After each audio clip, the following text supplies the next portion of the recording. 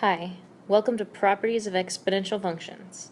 We're in 8.2 from your book, and my PowerPoint was not working, so that is why the video looks like this. So we're going to graph, and that's what our focus is on today, is just graphing exponential functions and seeing how they change depending on what's there. So if there's a negative, just like we did with all of our other functions, it flips it. So in this first example, we have 3 times 2 to the x, and then we have negative 3 times 2 to the x. So when you plug in an x value, and I just picked x values. If you are on your calculator, you can pick the ones that you think look nicest or that fit on your graph best. So remember, you can do that by hitting Control-T when you graph it, or you can go to Desmos.com and it'll help you graph it as well. So I pick my x's and I plug them in for x. So I have 3 times 2 to the negative 2 power, well, that is 0.75.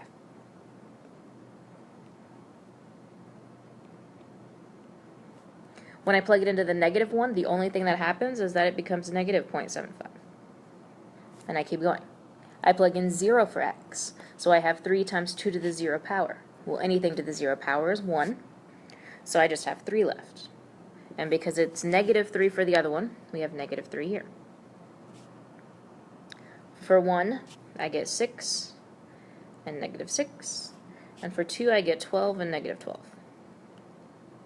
And this graph is not going to completely fit on my picture, but we'll do what we can. So I'm going to do this first one in purple and the second one in red. So at negative 2, and I'm going to say that's 1, that's 2.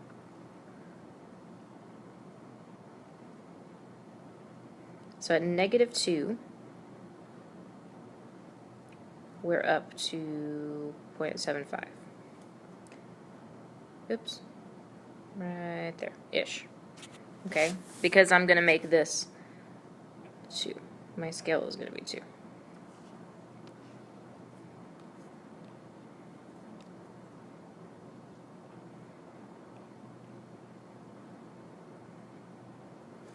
Okay, then at 0, we're up to 3. So we're right here. At 1, we're up to 6. And our 2 is actually not going to fit on our picture, but we can go ahead and draw what this is going to look like. Right, you've seen what graphs look like, but now we're going to see the negative version. So instead of at positive 7.75, we're going to be negative 0.75. Instead of positive 3, we're going to be down here at negative 3. And instead of positive 6, we're going to be down here at negative 6. So the negative sign flipped my graph. Okay? Now, just like before, if it has to do with the x, it's going to be inside. And in our case, for this example, we have 6 times 1/2 to the x, and 6 times 1/2 to the x minus 3 minus 2. Well, this is our inside. Okay? Anything up in that exponent is inside. And inside we do the opposite. So we are actually, we should be moving our graph 3 to the right, because that's dealing with the x. And outside we have a negative 2. And outside we do the same.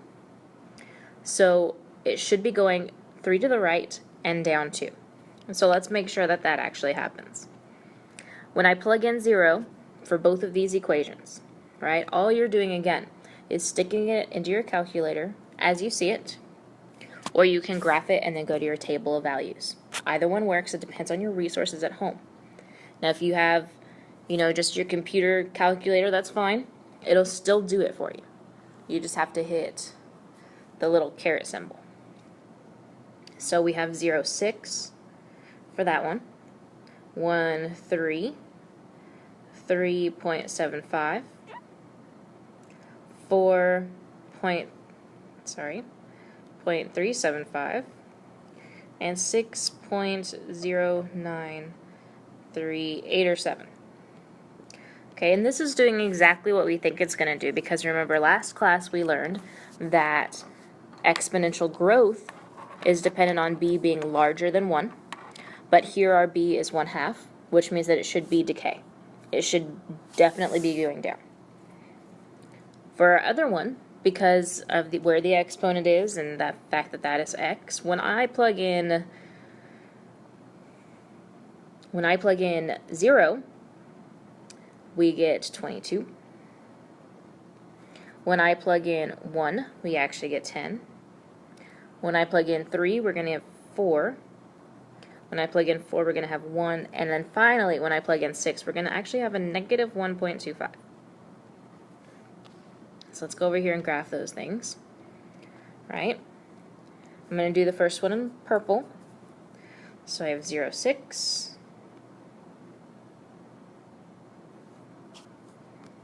Oops.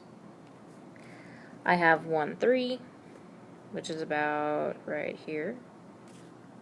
I have 3.75, which is probably not quite halfway. 4.375, so it's getting closer and closer to that x-axis.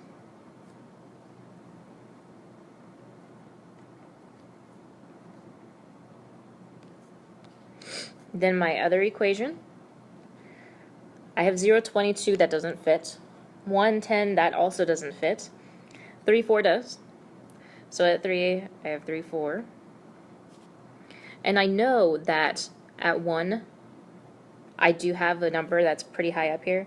And actually, I can guesstimate that's going to be it. Just so I have some sense of what it really looks like. At 4, I'm at 1. So about there. And the important thing about 6 is that it shows it goes underneath that axis, which is showing the down 2, right? So at 6, we're down at 1.25. So it's about there. Okay, so it's going to go start there and taper off that way towards the 2. Of course, my picture's not perfect. I'm not an artist. I am simply guesstimating as best as I can. If you really want to see a good picture, you know that your calculator does that. But we can show that I'm going right 3 and down 2. So right 3. Down 2. That's my translation. Okay, so inside dealing with x, outside's dealing with y, and here are those families of functions properties. Okay, that's what we've been dealing with every time we do a new function. You see how those change your graph, right? The negative out front, or you start out with b to the x. That's your parent function. Just like on the last video you saw 2 to the x, right? It was as basic as you can get, and 2 is more basic than any other number because it's not negative and it's not 1, right? It doesn't help if it's 1. 1 to any power is just 1. That's why we picked 2. But here, we have y equals b to the x. That's our parent function, where b is greater than 0. Our stretch, that's dependent on our a. So it's that number out front. And it's a stretch if it's greater than 1. A shrink if it's between 0 and 1. So that's a fraction of any kind that is less than 1. And a reflection if a is less than 0. So if it's a negative number, just like in example 1, it will reflect over that x-axis. Translations. Horizontally is dependent on h. And remember, it moves in the h direction. So it's always going to be that opposite because it's inside. The plus k is the vertically. And then this right here is just what everything looks like put together. That's the most complex your equation can look like. So there's also something interesting that we have not talked about, and it's a letter. It's a letter as a base instead of a number. And it does represent a number. It's the number e. And I know that sounds weird because we're calling a letter a number, but it is representing a constant e. It's always the same number. It's just like pi, right? We don't write 3.14, blah, blah, blah, blah, blah, because it's never ending and it's never repeating. There's no nice way to write it, so they come up with pi so that you can just write that. Well, we are writing e because it has the same situation. It's not the same number. It is simply the same situation. It is an irrational number that we don't like to write out. So y equals e to the x is a growth. Okay, it's an exponential growth, and this is what it looks like. Again, that's a sketch, right? We can see better in a calculator. And we want to find y equals e to the third power to 4 decimal places. And the reason we have it to 4 decimal places is just so that it ends up stopping. The way you can do this is you can put it into your calculator. Your calculator knows e. And I'll show you where that is on your calculator when you get to class. But if you plug e to the third power in to a calculator, you get 0.0855. And that's to 4 decimal places. Okay?